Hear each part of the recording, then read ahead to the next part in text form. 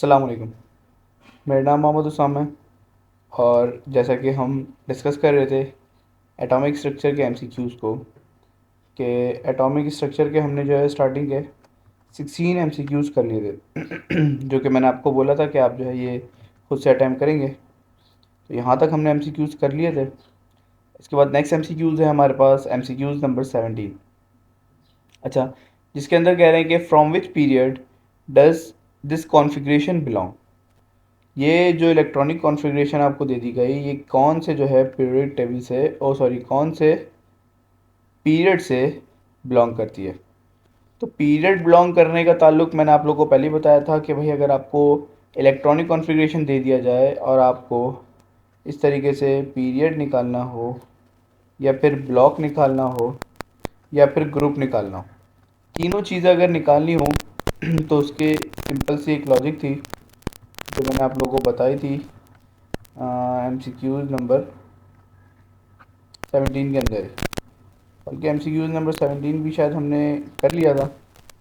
बहरहाल देख लें कि भाई एमसीक्यूज़ नंबर 17 फोर्थ पीरियड आएगा फिर ये सही है। ये एमसीक्यूज़ भी हमने कर लिया था कि कौन से पीरियड से वो जो है बिलोंग करेंगे। तो ये 4 है, यहाँ पे सबसे बड़ा नंबर देखेंगे कि भाई सबसे बड़ा नंबर कौन सा है। जो सबसे बड़ा नंबर होगा वही जो है हमारे पास पीरियड हो जाएगा। तो इसका मतलब फोर्थ पीरियड जो है सही आंसर होगा। अच्छा, तो अब ए एंड सी, यानी कि ए और सी। तो ए तो हो नहीं सकता क्योंकि थर्ड पीरियड तो होगा नहीं, फोर्थ पीरियड होगा। तो जब फोर्थ पीरियड होगा तो हम जो है इसके अंदर क्या लगा देंगे, फोर्थ पीरियड लगा देंगे। सही। तो एमसीक्यू नंबर 18 है हमारे पास, कह रहे हैं आपसे कि which rule violated in following configuration. कौन सा रूल जो है इस कॉन्फ़िगरेशन के अंदर, इस इलेक्ट्रॉनिक कॉन्फ़िगरेशन के अंदर एप्लीकेबल है। अब चार रूल दे दिए गए। एक है ऑफ बो प्रिंसिपल, दूसरा है एन प्लस एल रूल, तीसरा है हर्न्स रूल और चौथा है पॉलीज एक्सक्लूशन प्रिंसिपल। इन चारों प्रिंसिपल को जो है हम देख लेते हैं ताकि जो है हमें समझ आ जाए कि भाई चारों प्रिंसिपल किस चीज़ की बात करता है। अब मैं आपको आंसर बता दूं और फिर वो प्रिंसिपल बताऊं और फिर वो सवाल ना आए तो ज़रूरी तो नहीं ना कि भाई सवाल आएगा कि भाई ये प्रिंसिपल आपको बता दिया गया और यही प्रिंसिपल आएगा आपके पेपर के अंदर। तो हम चारों के लिहाज से समझ लेते हैं ताकि हमें चारों ही समझ आ जाए। सबसे पहले देखो पॉलीज एक्सक्लूशन प्रिंसिपल, और आप कोशिश कीजिएगा कि भाई इन प्रिंसिपल्स को अपने पास नोट डाउन कर लें। तो जिसके अंदर है कि भाई पॉलीज एक्सक्लूशन के अंदर in an orbital of an atom, orbital का एटम है, नो टू इलेक्ट्रॉन, किसी भी ऑर्बिटल के अंदर चार चीज़ें होती हैं। एक होता है ऑर्बिट यानी कि शेल, ठीक है। सबसे पहले होता है ऑर्बिट यानी कि किसी भी चीज़ का हम जो है ये न्यूक्लियस आ जाता है, फिर उसके बाद ये जो है फर्स्ट शेल होता है, फिर जो है सेकंड शेल होता है, ठीक है। अब पहले शेल के अंदर आपको पता है कितने इलेक्ट्रॉन आते हैं, दो इलेक्ट्रॉन आते हैं टोटल, ठीक है, दो इलेक्ट्रॉन हो गए। और दूसरे शेल के अंदर आपको पता होना चाहिए कि भाई लास्ट वीडियो में भी हमने डिस्कस किया था कितने इलेक्ट्रॉन्स आते हैं, टोटल 8 इलेक्ट्रॉन्स आते हैं।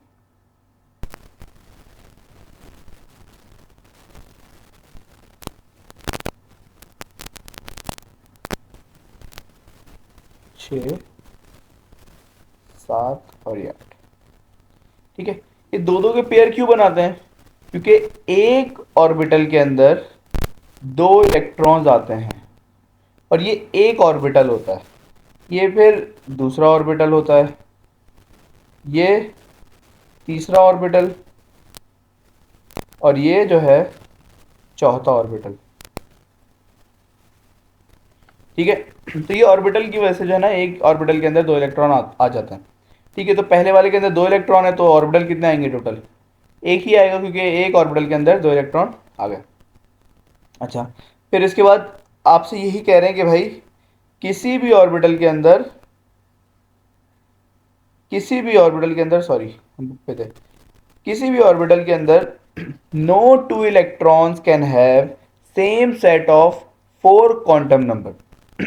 Same set of four quantum number, चारों क्वांटम नंबर किसी भी ऑर्बिटल के अंदर सेम नहीं होंगे.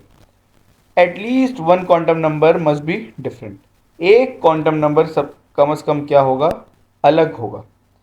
अब क्या मतलब इसका भाई, इसको क्वांटम नंबर समझना पड़ेगा पहले पॉलिश को समझने के लिए. तो ये बस अभी आप नोट डाउन कर लें, या तो जो है इसको पढ़ लें. मैं आपको क्वांटम नंबर जब समझाऊंगा तो उसके बाद यहाँ पे पॉलिश पे दोबारा ले आऊँगा. सेकंड है हमारे पास ऑब्बो प्रिंसिपल. सवाल जहन में रहे कि इस कॉन्फ़िगरेशन पे कौन सा रूल एप्लीकेबल है, या तो ऑब्बो प्रिंसिपल, या तो N+L रूल, या फिर हंट्स रूल, या फिर Pauli's exclusion principle. Pauli's exclusion principle तो बहुत अलग है कि भाई पॉलिश क्या कह रहा है कि हमें no quantum number will be same for any two electrons. किसी भी दो इलेक्ट्रॉन्स के लिए चारों क्वांटम नंबर सेम नहीं होंगे. ठीक है, तो पॉलिश ने कहा हमें. अब ऑब्बो पे आते हैं. According to this principle electrons are filled progressively to the various subshell in order of increasing energy. हम इलेक्ट्रॉन्स को कैसे फुलफिल करते हैं सबशेल के अंदर. सबशेल जैसे कि अभी आप लोगों ने देखा होगा यहाँ पे सबशेल की अगर हम बात करें तो सबशेल, भाई सबशेल क्या होता है, ये चार सबशेल होते हैं एस पी डी एफ. तो ये जो सीरीज है इसके अंदर इलेक्ट्रॉन्स जो आएंगे, जो सीरीज बनाई गई है इन ऑर्डर ऑफ इंक्रीजिंग एनर्जी. कैसे बनाई गई है भाई, इन ऑर्डर ऑफ इंक्रीजिंग एनर्जी. यानी कि सबसे कम एनर्जी इंक्रीज हो रही है ना भाई इन ऑर्डर. ऑर्डर कैसा है इसका, इंक्रीजिंग एनर्जी. सबसे कम एनर्जी किसकी होगी फिर 1s की, उससे ज़्यादा 2s की, उससे ज़्यादा 2p की, फिर 3s की. इस तरीके से जो है इनको अरेंज किया गया है कि भाई ये इंक्रीज कर रहे हैं अपनी एनर्जी को. ठीक है, तो ये था ऑब्बो प्रिंसिपल. ये देखो, ये ऐसे ही हम बनाते हैं ना, 1s फिर 2s फिर 2p 3s. तो ये इन ऑर्डर क्या क्या है इसका, इंक्रीजिंग एनर्जी, कि भाई ये इंक्रीज जो है इनकी एनर्जी हो रही है. ठीक है, तो सबसे पहले देख लो 1s 2s 2p 3s 3p, इस तरीके से चलता रहेगा. अब तीसरा रूल, तो भाई तीसरा रूल है, कह रहा है हमें N+L रूल. N+L रूल, तो N देखो किसको डिनोट करता है, N डिनोट करता है नंबर ऑफ शेल को. N डिनोट करेगा नंबर ऑफ शेल को. और L किसको डिनोट करता है, L डिनोट करता है सब शेल को. सही है, ये जो 1 है ये क्या है हमारे पास, नंबर ऑफ शेल. कि भाई इसके अंदर ये जो इलेक्ट्रॉन 1s2 होता है, इसके अंदर दो इलेक्ट्रॉन्स आएंगे. इसका मतलब पहले शेल के अंदर कितने इलेक्ट्रॉन्स आएंगे, यहाँ पे दो आ गए, यहाँ पे 2. तो 2 रिप्रेजेंट कर रहा होगा किसको, सेकेंड शेल को. और यहाँ पे s, तो 1s2 जिस तरह यहाँ पे है, तो 2 रिप्रेजेंट कर रहा है किसको, सेकेंड शेल को. यहाँ पे भी 2 आ गया, तो ये भी किसको रिप्रेजेंट करेगा, सेकेंड शेल को. तो ये भी सेकेंड शेल में है, ये भी सेकेंड शेल में है. इसके पास 2 इलेक्ट्रॉन, इसके पास 6 इलेक्ट्रॉन, तो 2 और 6 टोटल हो गए 8. तो भाई दूसरे शेल में कितने इलेक्ट्रॉन्स आते हैं टोटल अभी हमने देखा कितने आते हैं भाई, 8 आते हैं. तो दूसरे शेल के अंदर 8 इलेक्ट्रॉन. अब 8 इलेक्ट्रॉन में से 2 इलेक्ट्रॉन किसके हैं, 2 के हैं, और 6 इलेक्ट्रॉन किसके हैं, p के हैं. ठीक है, तो टोटल 8 हो जाते हैं. ठीक है, तो अब क्या कहा, N+L. इन्होंने कहा भाई N+L वैल्यू फिल फर्स्ट. मतलब N को प्लस कर दूंगा L में.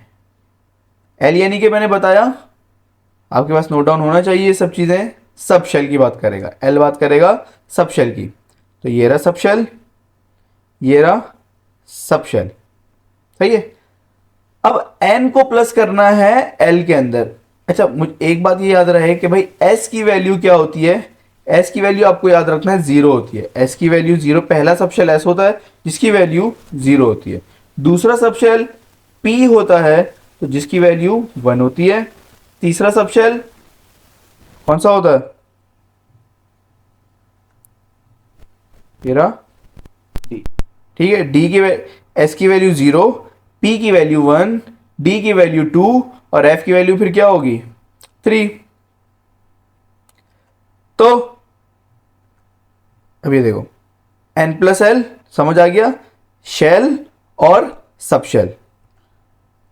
तो ये 1 और s की वैल्यू कितनी थी 0 थी, तो 1 + 0 अगर इनको प्लस करता हूं तो क्या आएगा भाई 0 आएगा। तो ये ऑर्डर है, कैसा ऑर्डर है, ये n+l कह रहा है कि भाई n को प्लस करूंगा l से, तो इस तरीके से चलूंगा। जब मैं इस ऑर्डर में चलूंगा तो ये वैल्यू क्या होनी चाहिए, इसकी बढ़नी चाहिए।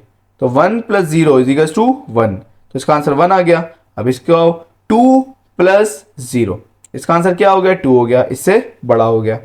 तो 1 2, इसमें आओ 2 + p की वैल्यू कितनी थी अभी बताया मैंने 1, तो 2 + 1 = 3। तो 1 2 3 इस तरीके से इंक्रीज होता जाएगा इसका ऑर्डर। और 3 + 0, तो 3 + 0 = 3। तो अब ये भी 3 ये भी 3, तो फिर दोनों तो सेम होगा। पता कैसे चलेगा भाई ये पहले लिखना है या फिर ये पहले लिखना है। तो अब यहां पे आओ, यहां पे एक केस कह रहे हैं if two orbitals have same n+l value, अगर किसी दो और उसका हमारे ऑर्बिटल्स का हमारे पास n+l का वैल्यू n+l की वैल्यू जो है हमारे पास सेम है, then orbital having lower n value will be filled first. तो पहले किसको लिखेंगे जिसकी n की वैल्यू क्या है लोअर है, यानी कि स्मॉल है। इसमें n की वैल्यू यहाँ पे 2 है और यहाँ पे n की वैल्यू क्या है 3 है। ये n है और ये l है, सबशेल और शेल। तो 2 और 3 दोनों में से लोअर जो है वो पहले लिख दो, इसका मतलब 2 लोअर है तो भाई पहले लिख दिया। तो इस तरीके से आप निकालोगे ऑर्डर, तो फिर वो इन n+l को फॉलो करेगा। ठीक है, अच्छा फिर इसके बाद n+l भी नोट डाउन कर लेना। ये देखो यहाँ पे जो है एग्जाम्पल के साथ बता दिया गया कि भाई इस तरीके से आपने करना है। अब हंड्स क्या कहता है, तो हंड्स देखो सिंपली कहता है कि भाई हम इलेक्ट्रॉनिक कॉन्फ़िगरेशन करते हैं। कैसे इलेक्ट्रॉनिक कॉन्फ़िगरेशन के लिए ऐसे बताता हूँ। कार्बन के पास भाई कितने हैं एटॉमिक नंबर, तो वो 6 है। तो 6 की जब इलेक्ट्रॉनिक कॉन्फ़िगरेशन करेंगे तो 1s2 इस तरीके से होनी चाहिए। ये हमने किसकी करी थी P1, ये करी थी हमने गालिबन एल्यूमिनियम की। अच्छा बहरहाल, तो ये देखते हैं इलेक्ट्रॉनिक कॉन्फ़िगरेशन देखते हैं अभी। सही है कि सबसे पहले क्या आता है भाई 1s2 आता है, फिर 2s2 आता है, फिर 2p6 लिख देते हैं। क्या लिखते हैं भाई 2p6। लेकिन देखो मैंने बताया p के पास, भाई p हमने देखा था ना अभी कि दूसरे शेल के अंदर 2 s के हैं और 3 और 6 p के हैं। तो मैं बोलूँगा एक ये, मैंने बोल दिया कि भाई एक ये ऑर्बिटल, एक ये ऑर्बिटल और एक ये ऑर्बिटल। 3 ऑर्बिटल किसके हैं p के हैं क्योंकि 6 इलेक्ट्रॉन, 2 2 4 2 6। और एक ऑर्बिटल किसका हो गया s का हो गया क्योंकि उसके पास सिर्फ 2 ही इलेक्ट्रॉन होते हैं। p के पास 3 ऑर्बिटल और s के पास एक ऑर्बिटल। तो तीनों अलग अलग ऑर्बिटल्स के 3 अलग अलग नाम होते हैं, जिसमें से पहले वाले का नाम आपकी मर्जी, किसी को भी कोई भी नाम दे दो। px रख दो, px ही होता है रख दो, तो मैंने यूं ही कह दिया, आप किसी को भी रख दो ये कह सकता हूँ। लेकिन एक का नाम px होगा, एक का नाम py होगा और एक का नाम जो है pz हो जाएगा। तो किसी को भी px कह दो, px py और pz। ठीक है, तो p को अगर हम तोड़ें तो 3 हिस्सों में तोड़ सकते हैं, px py और pz। क्योंकि 3 अलग अलग ऑर्बिटल्स हैं।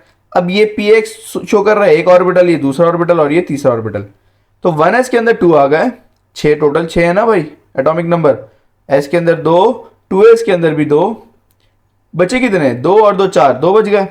तो हमने p को तोड़ लिया px py और pz के अंदर, यानी कि ऑर्बिटल्स के अंदर तोड़ लिया। px के अंदर अब हम क्या करते, अगर मैं होता मुझे पता नहीं होता तो मैं बोलता px के अंदर 2 आ सकते हैं, चलो भाई पहले 2 दे दो, ऐसा कर सकते हैं। यहाँ पे नाइट्रोजन होता तो 7 है एटॉमिक नंबर, तो 2 इसके अंदर, 2 इसके अंदर, 4, 3 बच रहे हैं। मैं बोलता चलो 2 इसके अंदर दो पहले, फिर एक जो है इसके अंदर दे देना, ऐसा कर लो। लेकिन हंस ने मना किया ये करने से। हंस ने बोला भाई ऐसे नहीं, इक्वली डिस्ट्रीब्यूट करोगे। सबसे पहले पी एक्स है तो पी एक्स के अंदर एक दे देना भाई, फिर इलेक्ट्रॉन बच गए तो पी वाई के अंदर भी एक दे देना। सही है। तो यहां पे ये खत्म हो गया, पी जेड के अंदर 0, नौबत ही नहीं आई पी जेड की।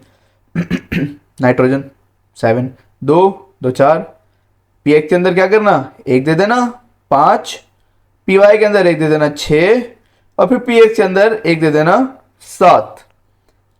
तो ये पूरे हो गए, जरूरत नहीं पड़ी। फिर ऑक्सीजन, ऑक्सीजन के अंदर 8 टोटल, तो 2 2 4। फिर क्या करोगे, वही हिसाब किताब करना है। पहले पी एक्स के अंदर एक दोगे, पी वाई के अंदर एक दोगे, पी जेड के अंदर एक दोगे। अगर बच जाए तो फिर पी एक्स के अंदर दोबारा आओ और उसको फुल दूसरा इलेक्ट्रॉन भी दे दो। तो 2 2 4 5 6 7, 7 हो गए थे। पी एक्स के अंदर दोबारा आया तो उसको एक और इलेक्ट्रॉन दे दिया। अब नो एटॉमिक नंबर है तो देखो एक पी वाई के अंदर भी आ गया, 10 है तो फिर पूरा ये फिल हो गया। ये कहा भाई किसने, हंस ने। अब देखते हैं कौन सा एप्लीकेबल था। ये देखो 1s2 2s2 2p6 3s2 3px और 4s2। यहां पे तोड़ा नहीं गया कि किसी में भी px को नहीं तोड़ा गया, py pz के अंदर, px py pz के अंदर नहीं तोड़ा गया, तो हंस तो नहीं हो रहा। सही है। अब बचता है हमारे पास पॉलीज। पॉलीज बात करता है किस चीज की, हमने बोला कि वो बात करता है क्वांटम नंबर की, कि भाई क्वांटम नंबर किसी भी दो इलेक्ट्रॉन्स के सेम नहीं होंगे। तो क्वांटम नंबर का तो यहां पे मेरे ख्याल से कोई जिक्र ही नहीं है। सही है। तो हंस भी नहीं है, पॉलीज भी नहीं है, फिर क्या होना चाहिए भाई, n+l होना चाहिए या फिर ऑफ बो होना चाहिए। अगर भूल गए, निकम्मापन कर रहे हो कि भाई लिख नहीं रहे, तो देख लो n+l, those orbital which have lower n+l value are filled first। तो लोअर n+l वैल्यू हम जो है पहले लिखते हैं, ये हमें n+l कहता है। सही है। और ऑब्बो क्या कहता है भाई, ऑब्बो कहता है कि according to the principle electrons are filled, electron filled करेंगे progressively to the various subshell in order of increasing energy. तो हम किस ऑर्डर में फिल करेंगे, in order of increasing energy. पहले ये, दूसरा ये, तीसरा, चौथा, पांचवा, छठा, सातवां। तो देखो इसका ऑर्डर क्या है जो हमने देखा, 1s 2s 2p 3s 3p 4s 3s 3p और फिर 3s 3p और फिर 4s। In order of increasing energy ही है ये हमारे पास। तो इसका मतलब ये कौन से रूल को फॉलो कर रहा है भाई, ऑफ-बो को फॉलो कर रहा है ये हमारे पास। सही है। तो ऑफ-बो जो है हमारे पास करेक्ट आंसर हो जाएगा। ठीक है। तो n+l ये तो बस बता रहा है ना कि भाई n को l से प्लस करो तो एनर्जी जो है बढ़ती जाएगी। हंस कह रहा है, हंस के लिहाज से भी नहीं तोड़ा px py pz के अंदर से, और ना क्वांटम नंबर का कोई जिक्र आया, तो इसलिए हमारे पास Aufbau is the correct answer. एनाइन, एनाइन में बता चुका हूं किसको बोलते हैं भाई, नेगेटिव चार्ज को बोलते हैं। नेगेटिव चार्ज वाला किसकी तरफ मूव करेगा, एनोड जिसके ऊपर पॉजिटिव चार्ज होता है, कैटाइन जिसके ऊपर पॉजिटिव चार्ज होता है, कैटाइन के ऊपर ही पॉजिटिव, क्योंकि एनाइन के ऊपर नेगेटिव है, कैटाइन के ऊपर पॉजिटिव होगा। लास्ट क्लास में हमने डिस्कस किया था, लास्ट वीडियो के अंदर 2 आयंस मैंने बताए थे कि भाई 2 आयंस होंगे, एक पॉजिटिव आयंस होता है और एक नेगेटिव आयंस होता है, जिसका नाम नहीं बताया था। 19 देखो, कैटाइन के ऊपर पॉजिटिव चार्ज, एनाइन के ऊपर नेगेटिव चार्ज। ये थोड़ा ऐसा है कि भाई कैट वाले के ऊपर, कैथोड के ऊपर यहाँ पे क्या होता है, नेगेटिव चार्ज होता है, और एनोड के ऊपर पॉजिटिव चार्ज होता है। इसका अपोजिट कैट वाला मतलब पॉजिटिव, और एन वाला आइन के अंदर मतलब नेगेटिव। ये आपको याद करना पड़ेगा। सही है। तो cation positive charge, A9 negative charge. लेकिन कैथोड जो मेटल की एक रॉड होती है, जो हमने पढ़ा था, देखा था लास्ट वीडियो के अंदर डिस्कवरी ऑफ इलेक्ट्रॉन के अंदर, कैथोड और एनोड, तो कैथोड के ऊपर नेगेटिव चार्ज और एनोड के ऊपर पॉजिटिव चार्ज। तो अब आपसे सवाल है कि भाई मुझे बताओ एनायन किसकी तरफ मूव करेगा, जाहिर है वो पॉजिटिव वाले पॉजिटिव चार्ज की तरफ मूव करेगा। अब पॉजिटिव चार्ज किसका किसका होता है, एनोड का भी होता है, सही है, और साथ साथ कैटाइन का भी होता है, कैटाइन के पास भी जा सकता है और एनोड के पास भी जा सकता है, लेकिन कैथोड नहीं होता, कैथोड के पास तो नहीं जा सकता क्योंकि इसके ऊपर भी नेगेटिव चार्ज और इसके ऊपर भी negative charge.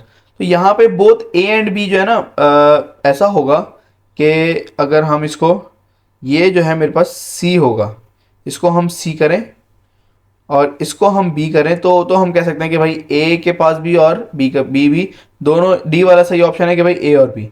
May be possible कि इसमें वो हो गई हो, गलती हो गई हो कि ए और बी हो सकता है इसमें, सही है, तो ये भी हो सकता है आंसर और ये भी हो सकता है आंसर, ठीक है।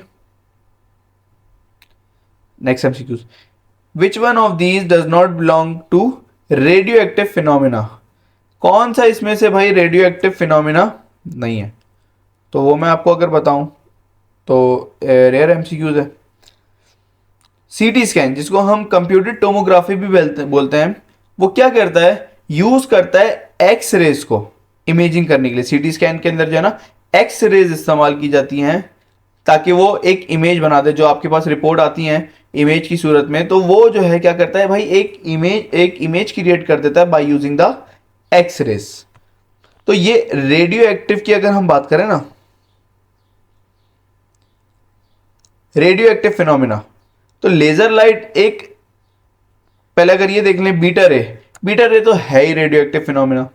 अच्छा रेडियो एक्टिविटी क्यों होती है, जब भी न्यूक्लियस जो है, कोई भी न्यूक्लियस होता है किसी भी चीज का, वो जैसे ही डिसइंटीग्रेट होता है, टूटता है किसी भी चीज का न्यूक्लियस, तो न्यूक्लियस के टूटने में अंदर से रेस, शुआएं जिसको हम बोलते हैं, शुआएं बाहर निकलती हैं, जिसकी वजह से जो हमारे पास शुआएं बाहर निकल रही हैं वो रेडियो एक्टिव फिनोमिना, वो रेडियो एक्टिविटी के रेस, रेडियो एक्टिव रेस के अंदर कन्वर्ट हो जाता है, सही है। तो बीटा रेस भी न्यूक्लियस के टूटने की वजह से, रेस बाहर निकलने की वजह से जो रेस होती हैं बस, वो रेडियो एक्टिव फिनोमिना कहलाता है। तो बीटा रेस भी एक रेडियो एक्टिव फिनोमिना है, अल्फा रे भी एक रेडियो एक्टिव फिनोमिना है। तो ये रेस आ गई थी तो रेडियो एक्टिव फिनोमिना है ही, सही है। लेजर लाइट भी खुद एक रेडियो एक्टिव फिनोमिना नहीं है, और साथ साथ सीटी स्कैन भी एक जो है रेडियो एक्टिव फिनोमिना नहीं है। ये एक्सरेज को यूज करता है हमारे पास, क्या नाम है, इमेज क्रिएट करने के लिए, लेकिन खुद बजाहिर एक रेडियो एक्टिव फिनोमिना ये नहीं होता। तो लेजर लाइट भी लगा सकते हैं, लेकिन चूंकि आपके बुक के अंदर हम सीटी स्कैन के बारे में ज़्यादा पढ़ा है हमने कि भाई वो एक रेडियो एक्टिव फिनोमिना नहीं है, वो एक्सरेज को यूज़ करता है क्या नाम है, इमेज को क्रिएट करने के लिए। तो इसलिए हम जो है जाएंगे सीटी स्कैन वाले ऑप्शन के साथ कि भाई सीटी स्कैन वाला ऑप्शन जो है इज अवर करेक्ट आंसर, ठीक है। वैलेंस शेल, वैलेंस शेल बता चुका हूं भाई, लास्ट शेल को बोलते हैं। Valence shell electronic configuration of an element is 4p1। आखिरी शेल की जो इलेक्ट्रॉनिक कॉन्फ़िगरेशन है वो क्या है भाई, 4p1, p का 1। What is incorrect for it, भाई p के 1 पे खत्म हो रहा है, तो एक चीज पता होना चाहिए कि भाई p का 1, ये p ब्लॉक लास्ट वीडियो में हमने डिस्कस किया, ये p ब्लॉक होता है। p ब्लॉक का पहला एलिमेंट कौन है भाई, 3a, सही है, तो इसका मतलब 3a से बिलोंग करता है। अब वो देखते हैं कि क्या इनकरेक्ट हो सकता है। ग्रुप 4a, इनकरेक्ट पूछ रहे हैं, करेक्ट पूछ रहे हैं, इनकरेक्ट पूछ रहे हैं। Group 4a and first period, देखो यहाँ पे 4 वैल्यू आ गई, तो फर्स्ट पीरियड तो हो नहीं सकता, और ग्रुप अभी भी मैंने बताया p का 1 है, तो इसका मतलब 3a होना चाहिए। तो 4 ये वाला ऑप्शन ही हमें इनकरेक्ट लग रहा है, तो ऑप्शन ही सही है, ये देख लो ये करेक्ट है। थर्ड ग्रुप और 3a और 4 पीरियड हो सकता है। यहाँ पे n की वैल्यू, l की वैल्यू, क्वांटम नंबर आ गया, क्वांटम नंबर की हम बात करेंगे अभी। तो वो जो है उसका ऑप्शन नंबर ए जो है करेक्ट आंसर हो जाएगा। Next option, which of the following in the wrong configuration is the wrong configuration, इसमें से किसकी जो है कॉन्फ़िगरेशन रॉन्ग है, 1s 2s 2p 3s 3p। अच्छा ये आपने बतानी है, हंड्स रूल पढ़ा है तो हंस रूल के तहत आप जो है इसको सॉल्व करके आप जो है खुद ही आंसर इसका निकालेंगे, ताकि आपको हंस रूल पता चल जाए कि भाई कौन सा इसमें से ऑप्शन गलत है। ठीक है। अच्छा, फिर नेक्स्ट एमसीक्यू है हमारे पास, which of the following is true for an element of group 4A। Group 4A के लिए कौन सी जो है हमारे पास कॉन्फ़िगरेशन जो है इसमें से ट्रू है, या फॉलोइंग स्टेटमेंट इज ट्रू अगर ग्रुप 4A से बिलोंग करता है। भाई ये खत्म किस पे हो रहा है? ग्रुप 4A देखो, 3A जब खत्म हो रहा था P1 पे, तो 4A किस पे खत्म होगा? P2 पे। तो ये देख लो पहले कि डी ए खत्म हो रहा है D2 पे, तो सॉरी 4B है, सॉरी माय मिस्टेक, 4B देख लेते हैं भाई। 4B है तो 4B देख लेंगे, कोई मसला नहीं है इसमें।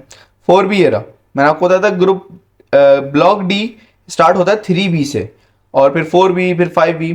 तो ग्रुप 4B की बात कर रहे हैं। अब 4B मतलब भाई 3B हो, डी का 1 होगा, मतलब D1 हो, D1 पे खत्म हो रही होगी कॉन्फ़िगरेशन, तो उसका मतलब कौन सा ग्रुप होगा? 3B। और D2 पे खत्म हो रही होगी तो 4B, D3 पे खत्म हो रही होगी 5B, D4 पे खत्म हो रही होगी 6B। लेकिन अभी 4B की बात कर रहे हैं तो इसका मतलब D2। तो भाई D2 देख लेते हैं। ट्रू ट्रू पूछ रहा है ना, तो D2 पे खत्म हो रहा है, मुझे तो ट्रू लग रही है भाई अभी तक। बाकी देख लेते हैं भाई। D4 गलत हो गया ये, सही है। तो ये तो D4 पे है, तो इसका मतलब D4 का मतलब कौन सा ग्रुप है भाई? 1 2 3 4, D4 का मतलब 6B है। थर्ड पीरियड ग्रुप 4B जो है, बोल रहे हैं कि क्या बिलोंग करता है सिर्फ थर्ड पीरियड से। तो पहला पीरियड, ये दूसरा पीरियड पूरी लाइन चली है, ये तीसरा पीरियड पूरी लाइन चली है। तो थर्ड पीरियड में देखो डी स्टार्ट ही नहीं हो रहा, डी स्टार्ट हो रहा है फोर्थ पीरियड से। ये फोर्थ पीरियड ये पूरा चल रहा है, ये फोर्थ पीरियड से स्टार्ट हो रहा है डी, तो वो स्टेटमेंट भी गलत है भाई। और बोथ ए एंड बी, ए और बी तो हो ही नहीं सकता, तो भाई सिर्फ A is correct answer. Number of protons with number of neutron element in an element in a period table are. Proton और न्यूट्रॉन जो है, नंबर ऑफ न्यूट्रॉन जो है हमारे पास क्या होगा पीरियड टेबल के अंदर? Greater than proton. क्या भाई ग्रेटर होता है? तो ग्रेटर हो सकता है। आपको अगर मैं पीरियड टेबल दिखाऊं, तो यहां पे अगर आप देखो ये रहा एटॉमिक नंबर। शुरू में देखते हैं अगर, तो भाई यहाँ पे जो है हमारे पास एक एटॉमिक नंबर और एक एटॉमिक मास, तो 1 प्रोटॉन और 1 एटॉमिक मास।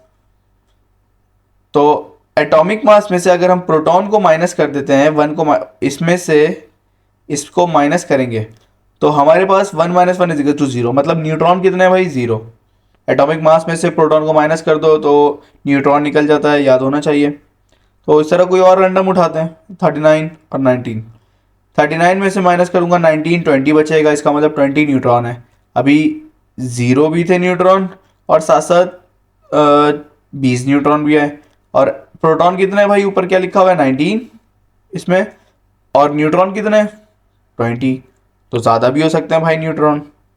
तो ये स्टेटमेंट हमारे पास ट्रू तो हो गई, सही है, लेकिन ऑप्शंस ट्रू हो गई, चौड़े में नहीं आना कि भाई बस आंसर आ गया अब तो नंबर मिलेगा ही मिलेगा, सही है। तो नेक्स्ट आ जाओ, ऑप्शन सारे पढ़ना है। Can be equal to proton, भाई ज़्यादा तो हो सकता है लेकिन बराबर भी हो सकता है।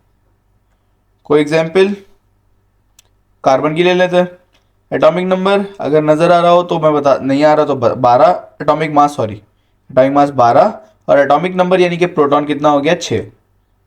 12 में से 6 माइनस किया तो बचा 6, तो 6 प्रोटॉन 6 न्यूट्रॉन। तो ग्रेटर भी हो सकता है, इक्वल भी हो सकता है, क्या लेस देन प्रोटॉन भी हो सकता है? तो ये लेस देन प्रोटॉन भी हो सकता है, हमने पढ़ा तो है अभी यार, लेस देन प्रोटॉन भी हो सकता है। वैसे अगर हम, ये एक्सेप्शनल केस है हाइड्रोजन हमारे पास, कि हाइड्रोजन जो है पीरियोडिक टेबल के अंदर कहीं पे भी फिट नहीं होता, लेकिन हम फिर भी 1A में फिट कर देते हैं। हम अगर यहाँ से लेना स्टार्ट करते हैं इसको, तो 2 एटॉमिक यानी कि प्रोटॉन, और एटॉमिक मास जो है 4, 4 माइनस 2 इजिकल्स टू 2, तो बराबरी से स्टार्ट हो रहा है यहाँ पे 2। फिर यहाँ पे 7 माइनस 3 यानी कि 4 बच गए, तो यहाँ पे तो ज़्यादा है, और कम से कम बराबर है अगर हाइड्रोजन हटा के बात करें।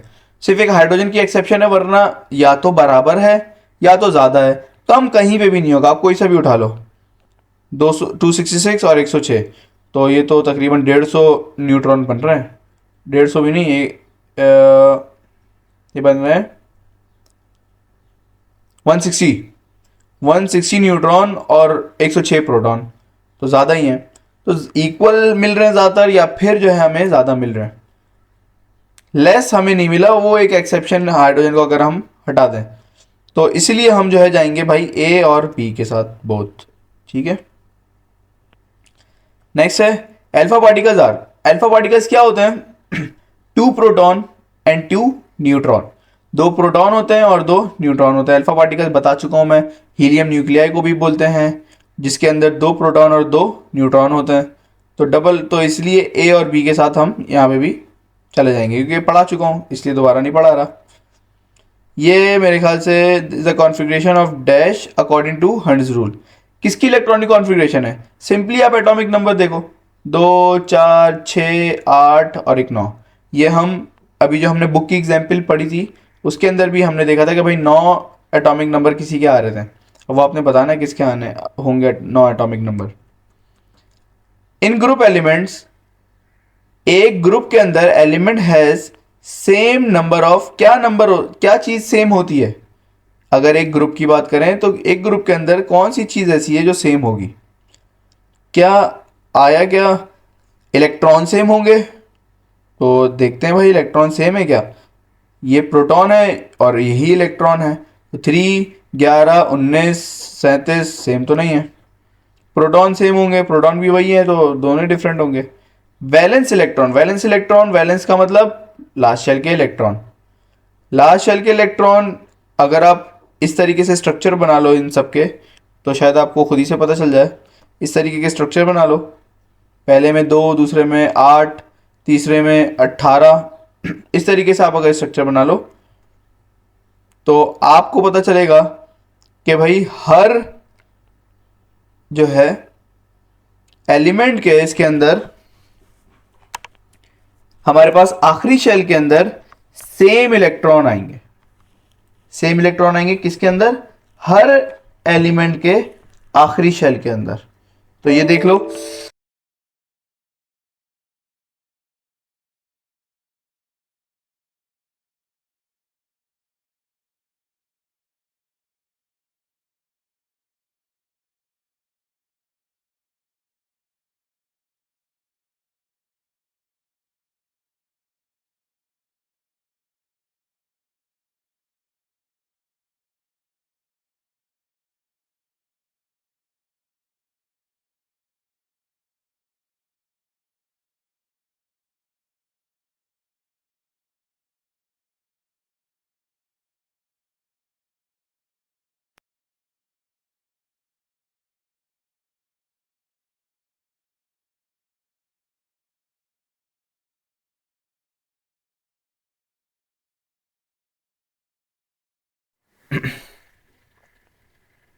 अच्छा, तो जब हम बात करेंगे वैलेंस शेल इलेक्ट्रॉन की, इसके आखिरी शेल में भी एक इलेक्ट्रॉन, इसके आखिरी शेल में भी एक इलेक्ट्रॉन, इसके आखिरी शेल में भी एक इलेक्ट्रॉन, तो 1A वाले जितने भी हैं उनके लास्ट शेल के अंदर टोटल जो है हमारे पास कितने इलेक्ट्रॉन्स आएंगे? 1 इलेक्ट्रॉन आएंगे। ठीक है, नेक्स्ट एमसीक्यू है हमारे पास, which of the following is always ready to lose electron? कौन सा ऐसा इनमें से है जो इलेक्ट्रॉन लूज करने के लिए बेताब होता है, हर वक्त तैयार होता है? तो Li, F, Cl या फिर K। तो टेबल में आते हैं, Li, ये रहा F, Cl या फिर K। ये डिपेंड करेगा इलेक्ट्रोनेगेटिविटी के ऊपर, कि इलेक्ट्रोनेगेटिविटी जिसकी सबसे कम होगी, जिसकी इलेक्ट्रोनेगेटिविटी सबसे कम होगी, वो उतना आसानी से उतना रेडी होगा अपने इलेक्ट्रॉन को लूज करने के लिए। अब देखो इलेक्ट्रोनेगेटिविटी क्या होती है, डेफिनेशन हम अभी जब आएगा हमारे पास नेक्स्ट चैप्टर्स के अंदर तो हम उसको डिस्कस करेंगे, क्योंकि इलेक्ट्रोनेगेटिविटी दो जगह आनी है हमारे पास, तो हम इसको डिस्कस कर लेंगे। लेकिन यहाँ पे मैं बताऊं, डाउन दी ग्रुप जब हम जाते हैं ऊपर से लेके नीचे जाते हैं तो हमारे पास इलेक्ट्रोनेगेटिविटी क्या होती है, कम होती है। और लेफ्ट टू राइट जाते हैं, मतलब यहां से यहां जाएंगे तो इलेक्ट्रोनेगेटिविटी बढ़ जाएगी। तो यहां पे यहां से यहां जा रहा हूं, इलेक्ट्रोनेगेटिविटी बढ़ रही है। इसका मतलब ये वाले राइट वाले जितने भी होंगे उनकी इलेक्ट्रोनेगेटिविटी क्या होगी भाई, ज्यादा होगी। और सबसे ज्यादा किसकी होगी, फ्लोरीन की, क्योंकि ये सबसे राइट पे और सबसे टॉप पे, इनकी हम बात ही नहीं करते, क्योंकि इलेक्ट्रोनेगेटिविटी के अंदर इनकी बात नहीं करते है ये, क्योंकि ये ऑलरेडी कंप्लीट इलेक्ट्रॉन्स होते हैं, ना अपना एटम लूज करते हैं ना जो है गेन करते हैं। तो सबसे ज्यादा इलेक्ट्रोनेगेटिविटी फ्लोरीन की, क्योंकि सबसे टॉप पे और सबसे राइट पे। और सबसे कम किसकी होगी फिर, फ्रेंशियम की, क्योंकि सबसे नीचे और सबसे लेफ्ट पे कम होती है और सबसे कम नीचे होती है, लेफ्ट पे भी है और सबसे नीचे फ्लोरीन। अब देखते हैं ऑप्शंस क्या है हमारे पास, इसे करीब करीब, क्या लिथियम इससे ज्यादा करीब है या फिर सोडियम इससे ज्यादा करीब है या फिर फ्लोरीन या फिर क्लोरीन।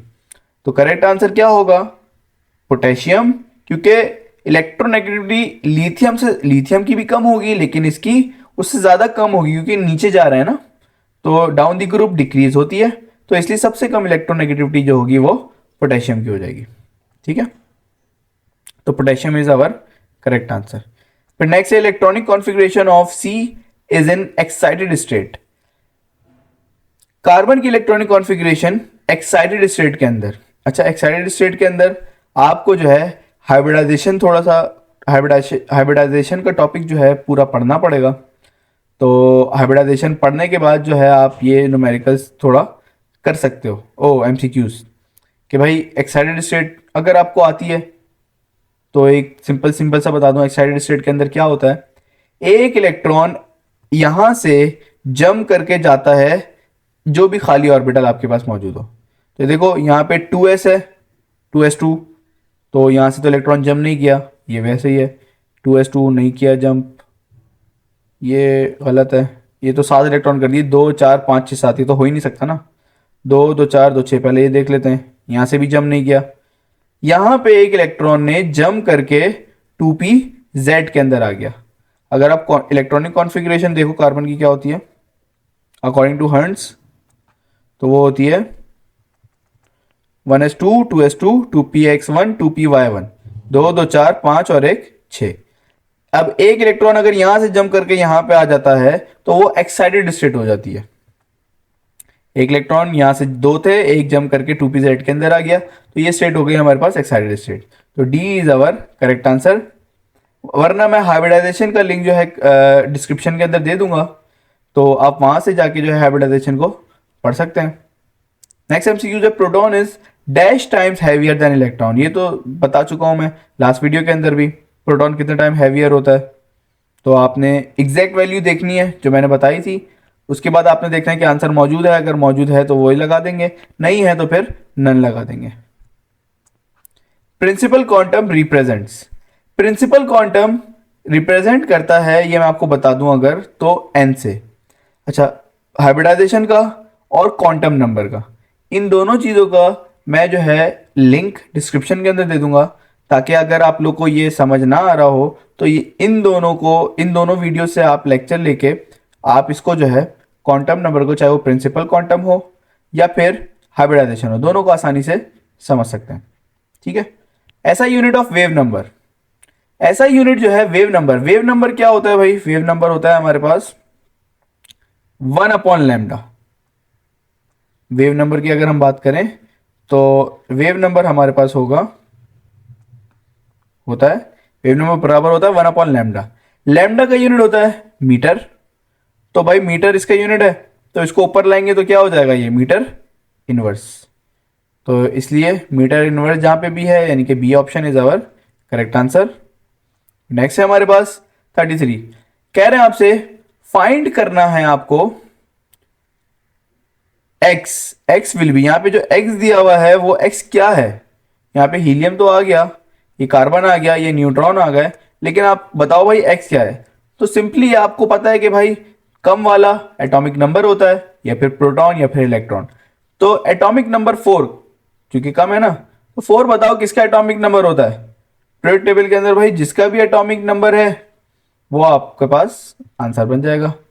बी था, तो भाई ये क्या हो जाएगा? B. Electronic configuration of 3A, ये भी आप खुद से करेंगे कि भाई 3A की जो है इलेक्ट्रॉनिक कॉन्फ़िगरेशन क्या होती है। एटॉमिक मास एटॉमिक मास क्या होता है भाई? नंबर ऑफ इलेक्ट्रॉन होता है, सिर्फ फॉर्मूला पूछ रहा है आपसे, number of electron plus proton. Electron और प्रोटॉन को प्लस करते हैं या फिर प्रोटॉन और न्यूट्रॉन को प्लस करते हैं? जिसको भी प्लस करते हैं वो आपसे देखना है। और इसका करेक्ट आंसर वैसे सी हो जाएगा। आप लोग बोलेंगे भाई सारे ही एमसीक्यूज बोल लेंगे, आप लोग खुद करें, तो सी आंसर हो जाएगा, क्योंकि प्रोटॉन और न्यूट्रॉन को प्लस कर लेते हैं हम एटॉमिक मास के अंदर। All noble gases fulfilled octet rule. Octet कहते हैं 8 को, और ऑक्टेट रूल का मतलब क्या होता है कि भाई आखिरी शेल में 8 इलेक्ट्रॉन आएंगे। तो फिर कौन सा ऐसा है कि एक्सेप्ट, कौन सा ऐसा है जो ऑक्टेट को फॉलो नहीं करता? इसका मतलब उसके आखिरी शेल में 8 इलेक्ट्रॉन नहीं आते। 8A ग्रुप, आखिरी शेल में 8 किसके नहीं आते? हीलियम 2 है, सही है। तो 2 इलेक्ट्रॉन है, तो आप लोग दिमाग इतना लगा सकते हो कि भाई 2 इलेक्ट्रॉन है तो भाई 8 तो आ ही नहीं सकते ना, आखिरी शेल में कैसे आएंगे जब है ही 2? तो इसलिए हीलियम ऐसा है भाई, ये भी फॉलो करता है, पहले शेल में 2 दूसरे शेल में 8। तो हीलियम एक ऐसा है जो ऑक्टेट रूल को फॉलो नहीं करता। फिर किसको करता है भाई? ड्यूप्लेट को करता है। ड्यू मतलब टी, 2, तो ड्यूप्लेट मतलब 2, 2 आते हैं तो ड्यूप्लेट को फॉलो करता है। No two electrons can have the same quantum number. अच्छा, ये आप जो है ना क्वांटम नंबर को पढ़ के इसका आंसर आप आसानी से कर सकते हैं। क्वांटम नंबर का लिंक जो है मैं डिस्क्रिप्शन में दे दूंगा, ताकि जो है आप क्वांटम नंबर को पढ़ के 2-3 एमसीक्यूज जो इसके हैं, ये 2 एमसीक्यूज और एक ऊपर एमसीक्यूज था, इन तीनों एमसीक्यूज को आप आसानी से कर सकते हैं, क्वांटम नंबर और एक हाइब्रिडाइजेशन। ठीक है, तो ये दोनों इंपॉर्टेंट टॉपिक थे जिसको आपको पढ़ना लाजमी होगा। आप कोशिश कीजिएगा कि जो है उससे लिंक से आप जो है दोनों चीज़ों को पढ़ लें। ठीक है, तो चैप्टर 2 हमारा ख़त्म हो गया। तो अब तक के लिए इतना ही, बाकी इंशाल्लाह जो है नेक्स्ट चैप्टर हम इंशाल्लाह नेक्स्ट वीडियो के अंदर डिस्कस करेंगे। ठीक है, तब तक के लिए अल्लाह हाफ़िज़।